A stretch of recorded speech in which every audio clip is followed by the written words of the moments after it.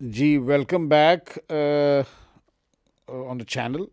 السلام علیکم. اور آپ کو ہم وہیں سے شروع کرتے ہیں جو میں نے لاسٹ ویڈیو میں ٹاپک آپ کو بتایا تھا کہ آج ہم آپ سے ڈسکس کریں گے اور آپ کو بتائیں گے کہ یہ جو کیئر ورکر کے ویزاز اور پرمٹ کی جو پالیسیز چلی تھیں، جو اسکیمز گورنمنٹ نے لاسٹ 3-4 سال پہلے اناؤنس کی تھیں، تو اس سلسلے میں جو لوگوں نے پیسے بنائے اور لوگوں کو پریشان کیا، اس کا میں آپ کو اپنا پرسنل ذاتی طور پہ یہ میں بتاتا ہوں کہ یہ کیسے ہوا. اور وہ وٹنس لوگ ابھی بھی موجود ہیں.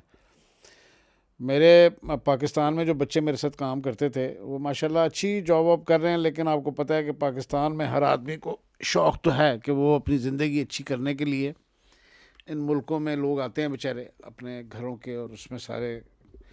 تو مجھے میرے ایک اس نے کلیگ نے فون کیا کہ سر آپ سے مشورہ کرنا ہے کہ میرے ایک جاننے والے آئے ہوئے ہیں، میرے بڑے اچھے جاننے والے ہیں اور بڑے اچھے دوست ہیں اور یہ ہیں اور وہ ہیں.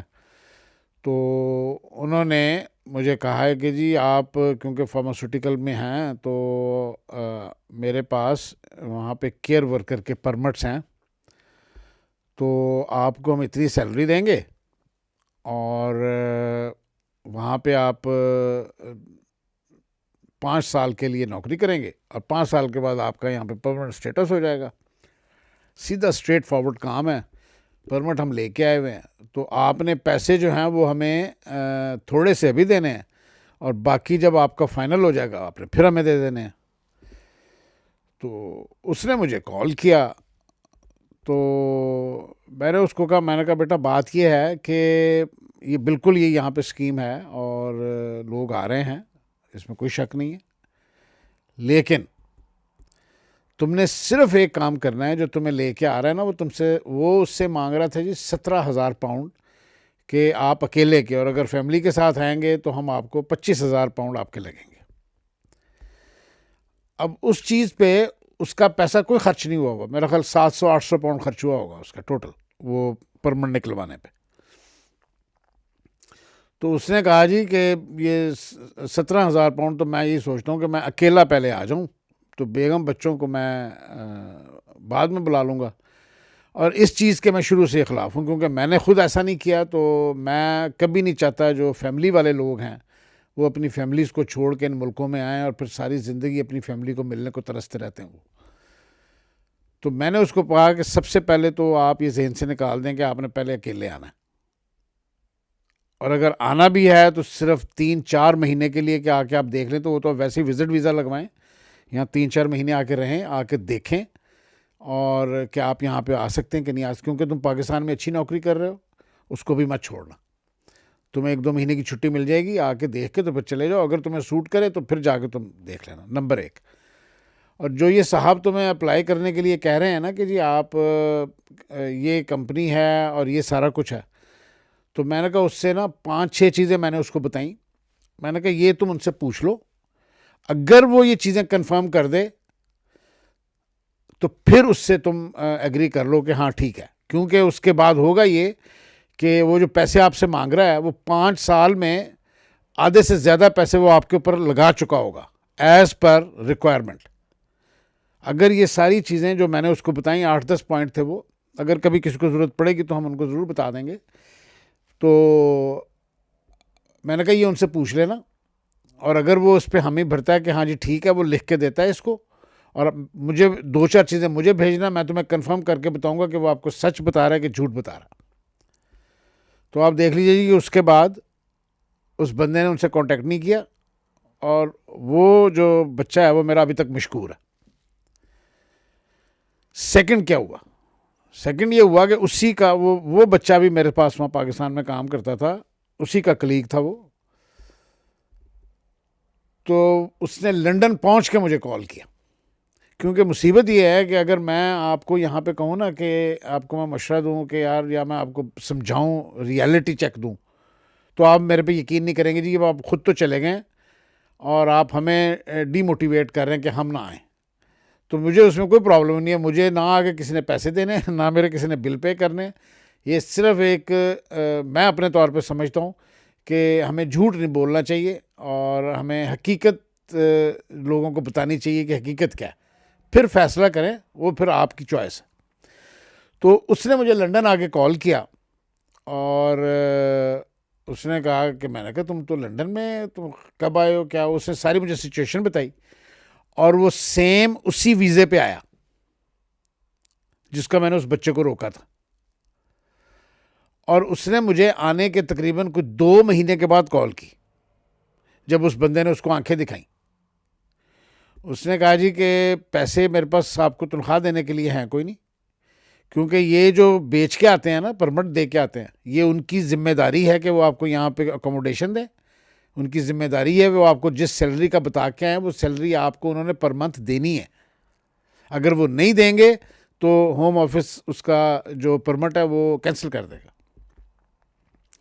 تو اس نے مجھے 2 مہینے کے بعد، اب وہ بھی شادی شدہ فیملی والا آدمی، اب اس نے مجھے فون کیا، میں نے اس کو کہا، میں نے کہا دیکھو بیٹا، اگر یہ آنے سے پہلے آپ نے پوچھ لیا ہوتا تو آپ کو میں اب یہی مشورہ دیتا کہ آپ کچھ چیزیں کنفرم کر لیں، اگر کنفرم ہوں گی تو آئیں ورنہ نہ آئیں۔ اب وہ کہتا ہے کہ سر اب اس نے تو ہاتھ کھڑے کر دیے، پیسے میرے پاس ہیں کوئی نہیں، اور اس نے مجھے سیلری دینا بند کر دی ہے۔ تو میرے تو ادھر بچے ہیں، میں تو پورا یہ پلان کر کے آیا تھا کہ یہ مجھے اتنی سیلری دے گا جتنی اس نے مجھے بتائی ہے، تو اس میں سے کچھ پیسے میں پاکستان بھیج دوں گا، کچھ میں اپنے پاس رکھ لوں گا، جب میں سیٹل ہو جاؤں گا تو اپنی بیوی بچوں کو بلا لوں گا۔ اس نے تو دوسرے مہینے مجھے کہہ دیا کہ جی میرے پاس تو آپ سیلری کی توقع نہ رکھیں، جا کے کام ڈھونڈیں۔ کام وہ ڈھونڈ نہیں سکتا، کیونکہ جس پرمٹ پہ آپ آتے ہیں اسی پرمٹ پہ آپ کو کام کرنا پڑتا ہے، ادروائز آپ کو واپس جانا پڑتا ہے، پھر دوبارہ آنا پڑتا ہے۔ آپ یہاں رہ کے کیٹیگری چینج نہیں کر سکتے۔ تو لوگوں نے کرائی ہوگی سولیسٹرز کو، پھر وہ بات وہی ہے کہ پھر آپ کسی کو ڈھونڈیں گے، وہ پھر آپ سے پیسے مانگے گا، تو پھر یہ ساری پیسے کی گیم ہے۔ وہ بیچارے کہ آلریڈی 17-18 پاؤنڈ خرچ ہو گئے اور اس کے بعد پیسے کوئی نہیں ہے، پھر لوگوں نے اس سے پیسے مانگنے تھے۔ تو میں نے اس کو کہا، میں نے کہا یار دیکھو، مزید پریشان ہونے سے بہتر ہے کہ تم اب یہاں پہ نا کوئی فیصلہ کر لو، کیونکہ اب تم کچھ نہیں کر سکتے، کیونکہ وہ تمہیں پیسے دے گا نہیں، اس نے تمہارا پے رول نہیں چلانا، تمہارا پرمٹ ہوگا نہیں، تو تم نا یہ ٹریپ ہو جاؤ گے اور اس میں پھنستے جاؤ گے، کیونکہ تم اگر انلیگل ہو گئے یہاں پہ تو تم اگلے 10 سال کے لیے پاکستان نہیں جا سکو گے، اگر جاؤ گے تو کبھی واپس نہیں آ سکو گے۔ تو یہ تم اب فیصلہ کر لو، اب یہ دیکھ لو۔ میں یہ سمجھتا ہوں کہ تمہیں آنے سے پہلے پوچھنا چاہیے تھا۔ کہتا سر یہ غلطی ہو گئی مجھ سے۔ اب ہوا یہ کہ پھر اس کا 2-3 مہینے مجھ سے کانٹیکٹ نہیں ہوا، اور ایک دن میں نے اس کو کانٹیکٹ کرنے کی کوشش کی، یہ عید کے نزدیک۔ میں نے کہا چلو یار میں اس بچے کا حال پوچھوں، کیا حال والا، پریشان تھا وہ۔ تو اس کا فون کنیکٹ نہیں ہوا، تو پھر پاکستان سے اس کا مجھے فون آیا کہ سر میں واپس آ گیا ہوں۔ تو میں بڑا مطمئن ہوا اور میں نے اس کو کہا خدا کا شکر ہے یار تم واپس چلے گئے ہو۔ کہتا سر آپ واحد آدمی ہیں جو خوش ہوئے ہیں۔ جس دن سے میں واپس آیا ہوں میں گھر والوں کی، بیوی کی اور رشتہ داروں کی باتیں سن رہا ہوں کہ تم سخت مقابلہ نہیں کر سکے، وقت کو فیس نہیں کر سکے، تم ہارڈ شپس کو نہیں کر سکے۔ میں نے کہا یار بہت بری بات ہے، لوگوں کو نہیں اندازہ ہوتا۔ کوئی بات نہیں، ان کو تھوڑے دنوں میں سمجھ آ جائے گی۔ ان کو سمجھاؤ یہ بات کہ جو تم نے فیصلہ کر لیا، اپنی فیملی میں واپس آ گئے، تمہیں پاکستان میں پھر کوئی اب چھوٹی موٹی نوکری مل جائے گی اور تم اپنا گزارا کر لو گے۔ تو میرے ساتھ یہاں پہ جب میرا اپنا بزنس تھا تو مجھے بہت سارے دیسی بھائیوں نے یہ مشورہ دیا کہ جی آپ مزے سے 2-3 پرمٹ آپ کے بزنس میں نکل آئیں گے، اور پاکستان میں 25,000 سے 30,000 پاؤنڈ میں یہ پرمٹ بک رہا ہے، تو آپ وہ بیچیں اور اپنا پیسے بنائیں۔ میں نے کہا یار یہ کام میں نہیں کر سکتا، بالکل نہیں کر سکتا کہ میں ایک بندے کو وہاں سے اکھاڑ کے فیملی والے کو یہاں لے آؤں صرف 15-20-25,000 پاؤنڈ کے لیے، اور یہاں لا کے اور میں اس کو تیسرے مہینے کہوں کہ جی میرے پاس تو کام کوئی نہیں، آپ کام ڈھونڈیں جا کے۔ تو مجھے آگے سے لوگ کہتے تھے کہ پھر جی مجبوری تو پھر سب کی ہوتی ہے۔ میں کہا بڑی مہربانی، آپ کا مشورہ تو بالکل یہ قابل قبول نہیں ہے، اور مجھے ایسا مشورہ دینے سے گریز کریں تو زیادہ بہتر ہے۔ صرف آپ کو میں بتا ہی رہا ہوں کہ لوگ کہتے ہیں جی کہ آپ کو موقع نہیں ملا، اور میں یہاں گواہ ہوں کہ یہاں بہت سارے لوگوں نے یہ ظلم کیا لوگوں پہ. میں لنڈن میں کھانا کھا رہا تھا ایک جگہ ریسٹورنٹ میں, تو میں نے وہ شیشے کے باہر دیکھا بہت رش لگا ہوا ہے کونے میں. تو میں ویسے ہی ذرا فریش ایئر کے لیے جب کھانا کھا کے باہر چہل قدمی کے لیے آئے ہم سب, تو میں نے کہا یار میں ذرا دیکھوں یہ سامنے کیا ہو رہا ہے. تو میں وہاں جب گیا تو میں نے ایک بندے سے پوچھا, وہ مجھے لگا کہ یار یہ مجھے کوئی انڈین پاکستانی لگتا ہے نا. تو اور وہ ذرا مجھے ریزنیبل لگا, بیچارے نے پینٹ شرٹ پہنی ہوئی تھی, اچھا بیک پیک لیا ہوا تھا اس نے. میں نے اس سے پوچھا کہ آپ کہاں سے ہیں, انگلش میں میں نے پوچھا, تو اس نے اردو میں مجھے جواب دیا کہ جی میں پاکستان سے ہوں. تو میں نے کہا یہاں کیا کر رہا ہے؟ کہتے جی یہ فوڈ بینک ہے, یہاں پہ فری کھانا ملے گا ابھی ہمیں. تو اب آپ یہ دیکھیں کہ وہ فوڈ بینک کے لیے انتظار کر رہا تھا. تو میں کہ کیوں خیر ہو, فوڈ بینک پہ کیوں آپ آتے ہیں, آپ کا کام شام کوئی نہیں کرتے؟ کہتے جی ہمیں کام دیتے کوئی نہیں, ہم وہ پرمٹ والے ہیں جو پرمٹ پہ آئے تھے یہاں پہ, اتنا پیسہ خرچ کر کے آئے ہیں, اب ہمارے پاس تو واپس جانے کے بھی پیسے نہیں ہیں. تو وہ فوڈ بینک سے کھانا لے کے کھا رہا تھا. تو آپ یہ دیکھیں کہ میں صرف بتانا یہ چاہتا ہوں کہ ایسی بات نہیں ہے لوگوں کو موقع نہیں ملتا, یہ ہمیں موقع بھی ملے.